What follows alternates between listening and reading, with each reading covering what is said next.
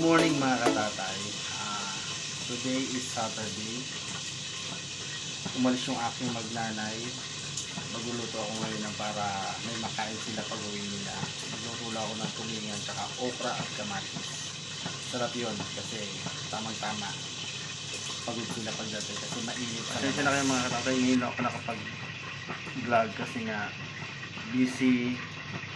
Nawalan ako ng time kasi medyo sumama-sama kasi yung mga pakaranda ko ng mga nakaraang linggo kaya hindi ako makapag-upload ng mga video. Hello mga katatayan, nagluluto na ako para sa aking magnanay. Umalis kasi sila. Inaayos ng anak ko yung visa ng anak ko kasi magpapatyping sila dyan sa may Karama. Kaya pagluluto ko muna sila ng tulingan at saka okra. Ayan yan.